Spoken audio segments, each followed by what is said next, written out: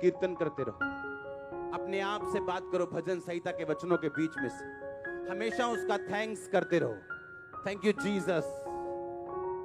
और जिस तरह आप मनन करते जाएंगे, आपकी स्पिरिचुअल आईज ओपन होंगी, संघर्ष खत्म होंगे, वो चीजें जो आम ताकत से नहीं हो सकती, खास ताकत से भी नहीं हो सकती, आत्मा की तरह होनी शुरू होंगी।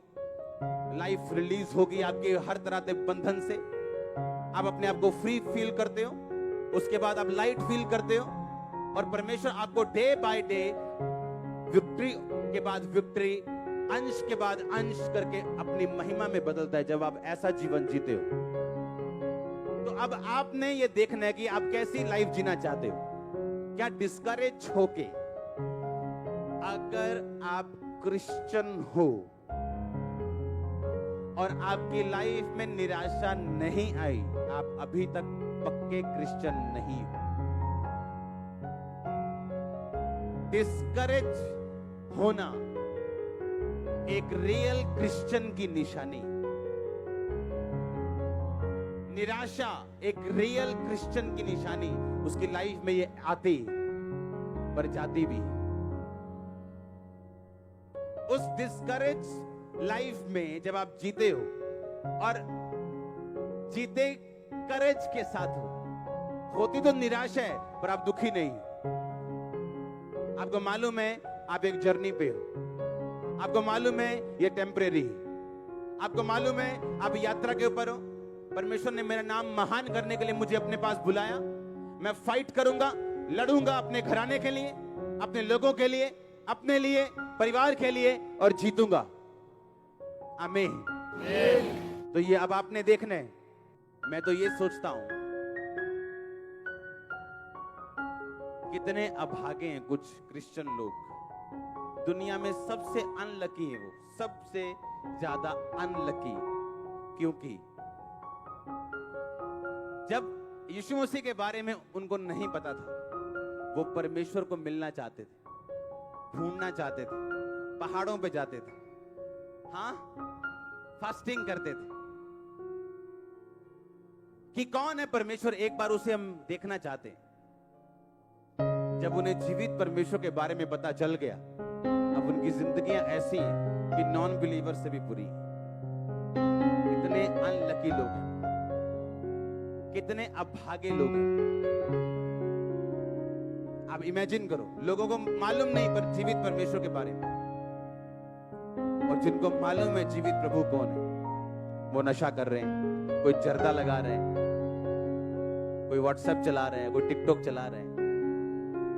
सोचो कितने अनलकी, कितने अभागे कि जीवित प्रभु के बारे में पता लगने के बाद भी हम उसके पीछे वैसे नहीं दौड़ रहे जैसा हमें दौड़ना चाहिए।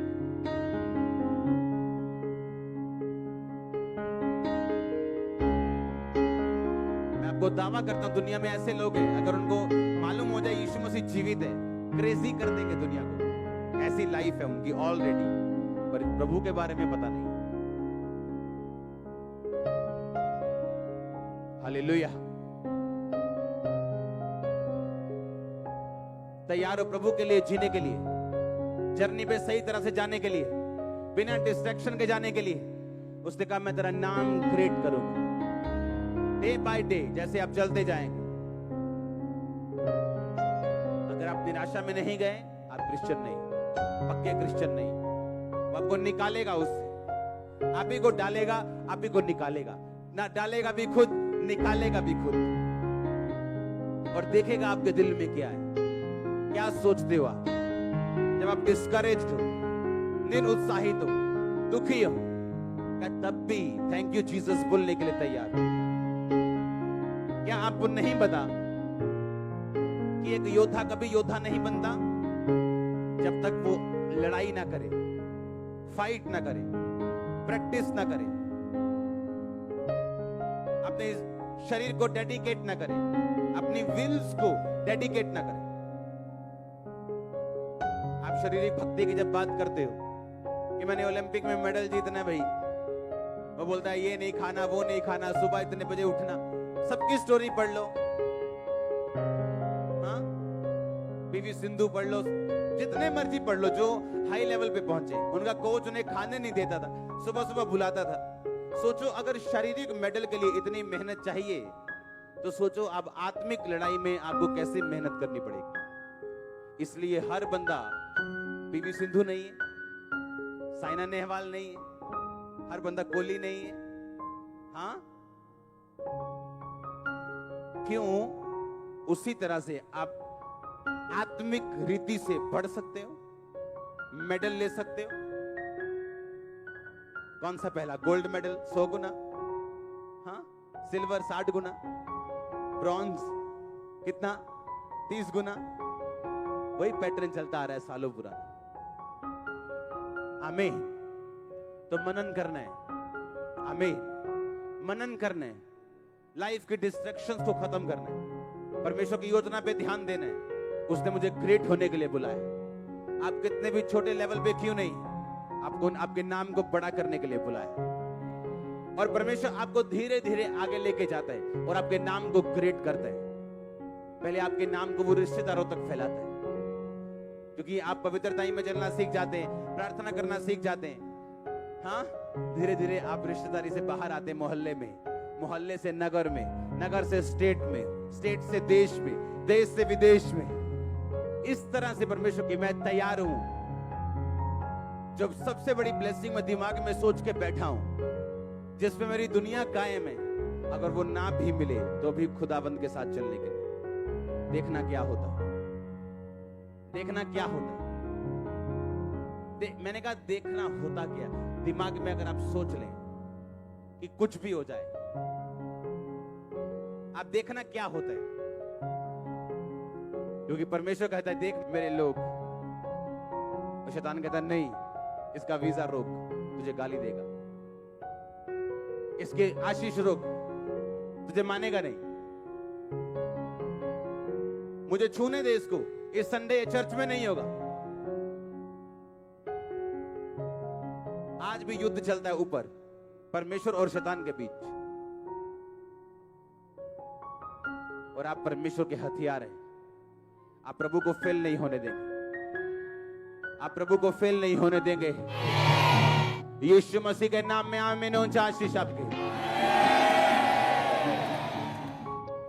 तो जब आपके घर से परमेश्वर आपको बुलाए, आप पैदल हैं तो थैंक्स करो, टैक्सी पे हैं थैंक्स करो, क्योंकि प्लेन पे तो आप थैंक्स करेंगे।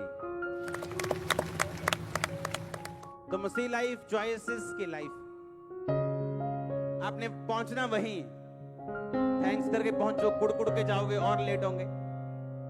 तो क्यों ना एक आदत बना लो। हालेलुया। आप अपने बच्चों को जब स्कूल में डालते हैं, कोई 10वीं में है, कोई नर्सरी में है, कोई 12वीं में, अगर वो रोज रो रो के स्कूल जाए, 6 महीने में पास हो जाएगा। हाँ, और एक खुशी के साथ जाए, 6 महीने में पास हो जाएगा। टाइम लगता है। और आप देखो, रो रो के आंखें सुजा के लाल करके मोटी करके जाना है या आराम से जाना है। हालेलुया। मैंने प्रभु से कहा 2005 में, क्यों तू मेरी सुनता नहीं?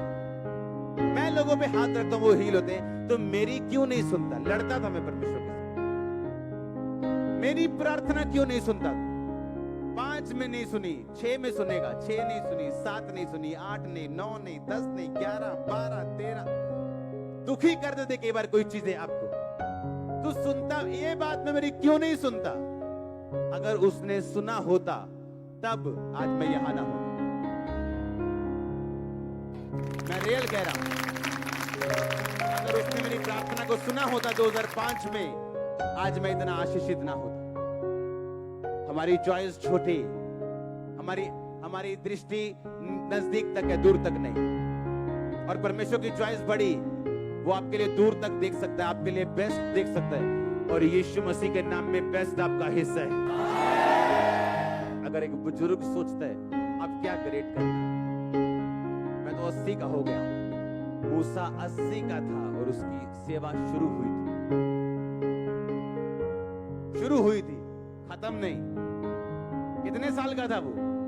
80 का और सेवा शुरू की थी खुदाबंद।